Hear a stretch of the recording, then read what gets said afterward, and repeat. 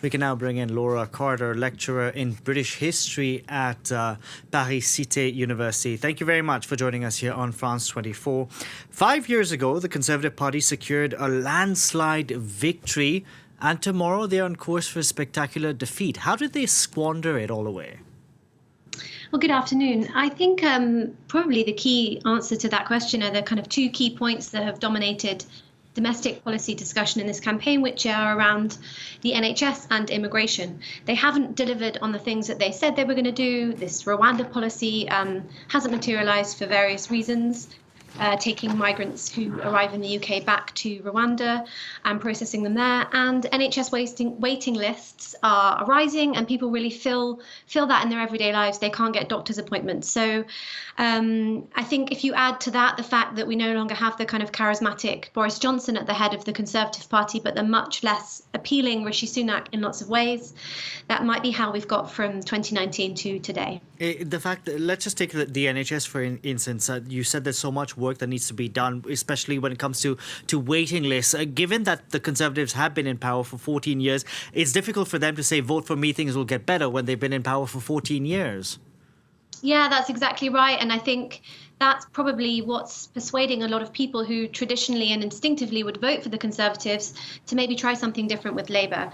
I don't think the Labour leader, Keir Starmer, is particularly inspiring to people even on the left. But the point is, he can say, time for a change. 14 years, nothing has changed. Things have gotten worse with respect to NHS waiting times, which is something people really care about. And yeah, it's really difficult for Rishi Sunak to convince people that anything's going to change if they let him have five more years in office. Let's talk about Keir Starmer for a second, because he's been credited with reforming the Labour Party. What did he really do to make the Labour Party more alluring, or is it just that people are so fed up with the Conservatives that they're going to vote Labour regardless of who's leading it?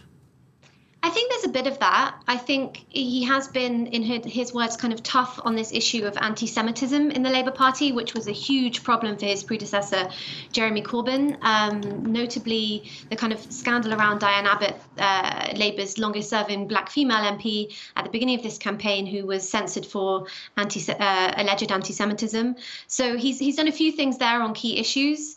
But I think the broader point is the one that you started with, is that he's head of a party that hasn't had a go in 14 years.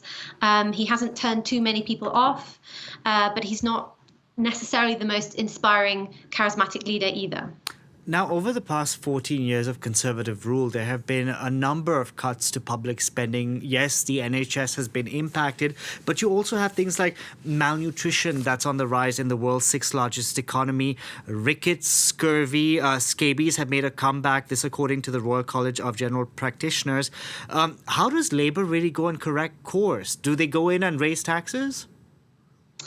Yeah, so broadly speaking, things like food poverty and child poverty have been mentioned in this campaign, and I think people are aware of the rising use, for example, of food banks.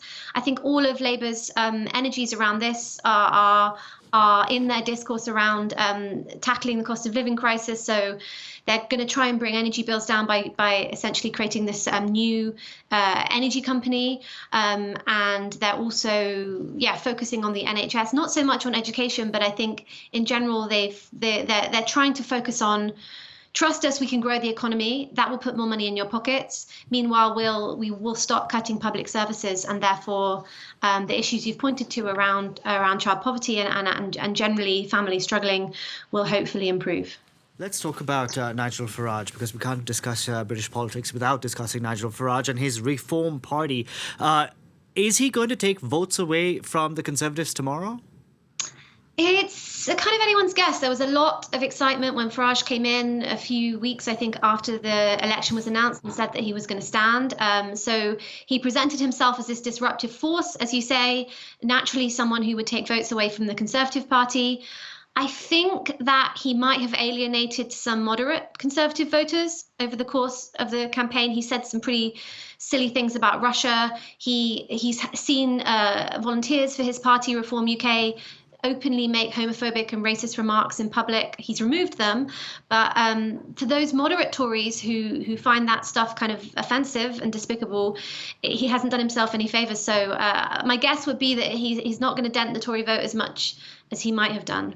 You heard there when we played the soundbite from Boris Johnson, essentially saying that if the Labour Party comes with a majority, they're going to start paying again to Brussels. This is obviously scare tactics, so they don't get the absolute majority. But what will Labour do differently? Obviously, we're not going to see the UK rejoin the European Union, but will the relationship with Brussels change, you think? Yeah, I was fascinated by that late entry of Boris Johnson into the debate, because he went straight to Brussels, right? He went straight to the EU, which is his famously the topic that he is people listen to him on, and that's what he had his platform on. But essentially, Brexit has been very little. The word Brexit has been very little mentioned in this campaign. What Labour say in their manifesto is they're going to seek a new UK-EU security pact and improve trading with the EU bloc, but they're staying outside the customs union and the single market, and they will not reintroduce freedom of movement. So, and I think that's probably the right tack, because people care about this kind of broken trading relationship, especially business owners, small business owners. So, yeah, they're saying we're going to fix the trading problem, but not rolling back on any of the key kind of ideological parts of Brexit.